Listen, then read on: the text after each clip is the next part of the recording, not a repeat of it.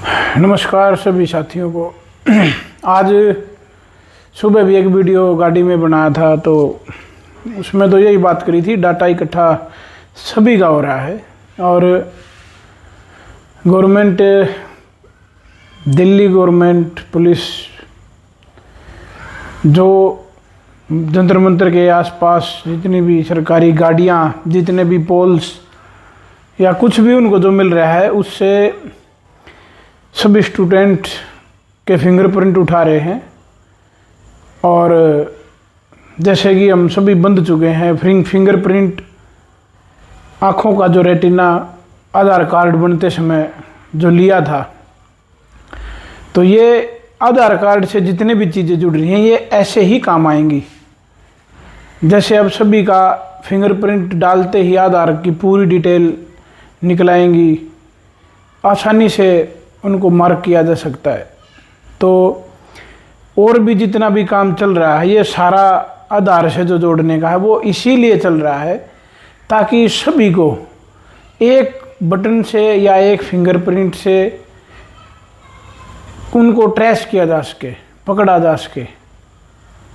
और आने वाले समय पे तो इनका कार्बन फुटप्रिंट जो और भी डीएनए, शायद डीएनए को भी आधार से जोड़ने वाले हैं। और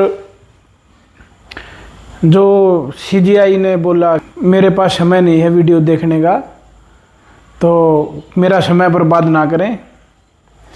तो जो सुप्रीम कोर्ट, जो सबसे ऊपर जिसको माना जाता है न्यायालय, वही स्टूडेंट्स के प्रति ऐसे भाव रखता है। और भाव क्या, ये शुरू ही उन्होंने कराया था।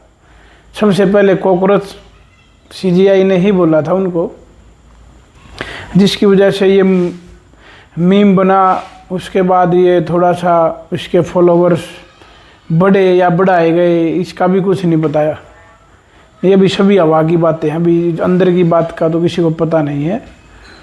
लेकिन सोचने वाली बात यह है, बीएसएफ की 20 टुकड़ियाँ पश्चिम बंगाल बॉर्डर से बुलाई गई हैं और ऐसी बात सामने आई है। और कुछ गाड़ियाँ, बख्तरबंद गाड़ियाँ, ऐसी भी वीडियोज़ आ रही हैं कि ये दिल्ली की तरफ जा रही थी। एक वीडियो में मैंने देखा था और उस वीडियो बनाने वाले ने बताया कि ये 40-50 गाड़ियाँ हैं, बख्तरबंद गाड़ियाँ। तो क्या डायरेक्ट गोली मारने वाले हैं? अब ये सोचना पड़ेगा। और दिल्ली के, मतलब दिल्ली पुलिस को एनएसए के तहत बच्चों को गिरफ्तार करने का भी मतलब अधिकार दे दिया गया है। एनएसए में किसी को भी 6 महीने तक बगैर कुछ बताए उनको रखा जा सकता है। जैसे सुबह आज मैंने गाड़ी में यही बात की थी कि जो पुलिस वालों को अधिकार दिए जा रहे हैं, या तो फिर एक ऐलान यही कर देना चाहिए कि भाई इस देश में पुलिस और पैरामिलिट्री फोर्स ही रहेंगी या बीजेपी आरएसएस ही रहेगा। बाकी जो भी इनके खिलाफ बोलेगा उनको मरना पड़ेगा या उनको मार दिया जाएगा। या तो डायरेक्ट ऐसा आदेश दे सकते हैं, अभी तो नहीं, लेकिन अभी इसकी शुरुआत हो चुकी है। जैसे ये एनएसए का आदेश अब मिला है, बच्चे अपने हकों की आवाज़ भी नहीं उठा सकते, किसान अपने हकों की आवाज़ नहीं उठा सकते, या कोई भी मतलब किसी भी डिपार्टमेंट में बात कीजिए, सभी ने आंदोलन करके देखे हैं। पीछे जो hit and run case, hit and run का जो ट्रक वालों के लिए या किसी भी एक्सीडेंट के लिए जो हिट एंड रन का केस बनाया, वो कानून बनाया था, उसके लिए भी ट्रक वालों ने बहुत बड़ा आंदोलन किया था। लेकिन किसी भी तरह जो इनकी एसोसिएशन होती है, उन सभी को मैनेज कर लिया जाता है, डरा दिया जाता है, धमका दिया जाता है। और ऐसे अरावली का था, यही कोर्ट था जिसने इस प्रकृति की धरोहर जो हर वातावरण में हमारी रक्षा करते हैं, हमारा जीवन अच्छी तरह जीने का जो जरिया है उसको तोड़ने का, पेड़ों को काटने का क्या क्या नहीं चल रहा। ये आदेश सुप्रीम कोर्ट, हाई कोर्ट ही दे रहे हैं। अब आप सभी जितने भी देख रहे हैं इस चीज़ को, आप खुद सोचिए, अगर पेड़ ही ना होंगे तो आप कितने दिन जी पाएंगे।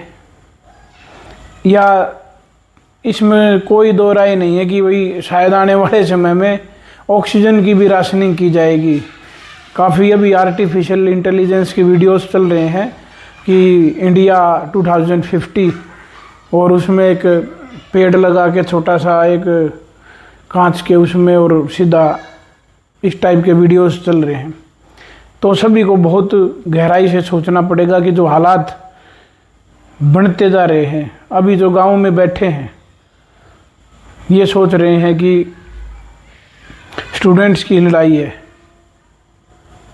कम से कम आप अगर वहाँ नहीं जा सकते हैं तो कम से कम अपने गांव में इकट्ठे होके तो एक अपना विरोध प्रदर्शन तो कर ही सकते हैं। 1 घंटे 2 घंटे बैठ के, या ज्ञापन सौंप सकते हैं डीसी को। क्योंकि जो ओवरेज हो चुके हैं, जो नौकरी नहीं लगे, भाई अगर आप नहीं लगे तो आने वाले टाइम में आपके बच्चे तो बड़े होंगे, वो कहाँ जाएंगे? अगर कोई सिस्टम ही नहीं होगा तो वो कहाँ जाएंगे? कैसे अपना मतलब डेली वेज का जो अपना जीवन यापन कैसे करेंगे? इधर पंजाब से बहुत सारे किसान दिल्ली की तरफ कूच पे हैं, जिन्होंने ट्रेड डील के विरोध में वो आ रहे हैं। ट्रेड डील ऐसी है साथियों कि जो किसान यहाँ का है उसका मतलब उसकी फसल की कोई भी वैल्यू नहीं रहेगी। सारा, अगर आपको एक फिक्स MSP की तो बात ही छोड़िए, क्या पता आपको बोल दें कि भाई 800 रुपये 1000 रुपये में अगर पर क्विंटल आपको देना है तो दो, नहीं तो हमारे पास बाहर से आ जाएगा।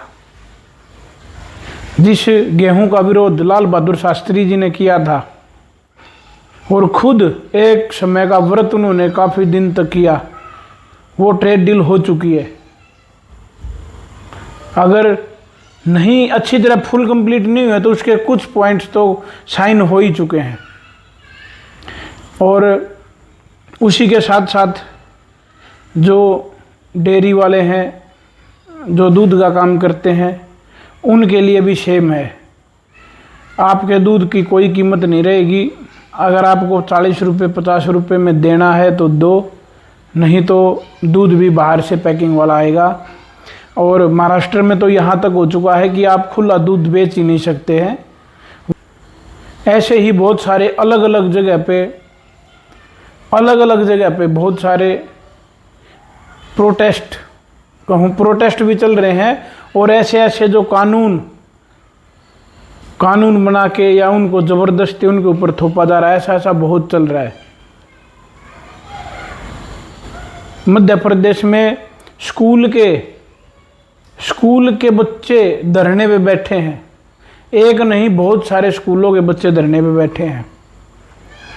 स्कूलों की स्थिति ये है, लगभग 1 लाख स्कूल बंद हो चुका है, सरकारी जिसको बोलते थे गांव का स्कूल। गांव के अगर स्कूल बंद हो गए तो बच्चे शिक्षा कहाँ लेंगे? क्या आने वाले टाइम में प्राइवेट स्कूल मनमाने पैसे नहीं मांग सकते? अगर हमारे पास एक ऑप्शन होगा तो हम उसको रीबिल्ड कर सकते हैं।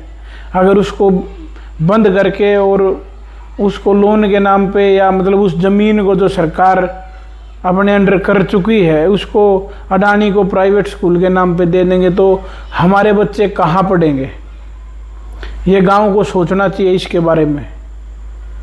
अभी कुछ भी नहीं बोल रहे हैं, पता सभी को है कि जो गांव की ज़मीन है, मैं हर वीडियो में इसका जिक्र करूँगा, क्योंकि बचने का जरिया, एक सर्वाइव करने का जरिया, अपने गांव को मैनेज करने का एक जरिया यही है कि अपने गांव के स्कूल, अपने गांव के अस्पताल, अपने गांव के ज़मीन को गांव इकट्ठा बैठ के अच्छी तरह उसको मतलब उसका एक पूरा वो बनाए, ब्लूप्रिंट बनाए कि ऐसे ऐसे हम करके अपने बच्चों को, अपने गांव को संभाल सकते हैं।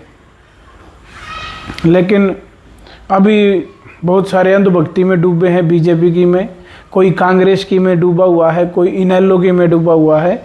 तो जल्द ही आपको इस चीज़ का भी पता लगता जाएगा कि कौन बोल रहा है, कौन नहीं बोल रहा है। तो सभी को तैयार रहना चाहिए इस चीज़ के लिए, पुलिस राज के लिए, क्योंकि कुछ साल पहले तक कोई भी पुलिस वाला सरपंच की परमिशन के बिना गांव में एंटर नहीं कर सकता था। और आज ऐसा हाल हो चुका है कि बगैर किसी को पूछे, बगैर किसी के भी मतलब कि कोई भी एविडेंस ना होते हुए भी किसी को भी उठाने के अधिकार आज पुलिस को दिए जा रहे हैं। तो ये वो प्रोटेस्ट वालों पे नहीं, ये हर गांव पे भी लागू हो रहे हैं। हर गांव पे ये हमारे को दिखाया जा रहा है कि पुलिस ऐसा भी कर सकती है। तो मेरे पुलिस वाले जितने भी भाई हैं, भाई अपने अंदर थोड़ी सी करुणा रखो, थोड़ी सी दया भाव रखो। आपके भी बच्चे बड़े होंगे, जो आज आप नौकरी लग के आप जो एक निश्चिंत होकर बैठे हैं कि आपका तो अच्छा चल जाएगा, तो आपका चल ही रहा है। लेकिन जैसे जैसे लोग अब काफ़ी जगह, काफ़ी गाँव ने ये फैसला किया है कि अपनी पुलिस वाले के अपनी लड़की की शादी नहीं करेंगे, ऐसे ऐसे धीरे धीरे आपके प्रति इतनी नफरत बढ़ जाएगी कि आपको कहीं बैठने भी नहीं दिया जाएगा। जब ये गांव अपनी शक्ति को पहचान लेगा, उस टाइम आपका जीना बहुत मुश्किल हो जाएगा, मुझे ऐसा लग रहा है। आप सभी को इस चीज़ के लिए थोड़ा अपने अंदर के इंसानियत को जगाना चाहिए। धन्यवाद। जय हिंद, जय भारत, इनकलाब जिंदाबाद।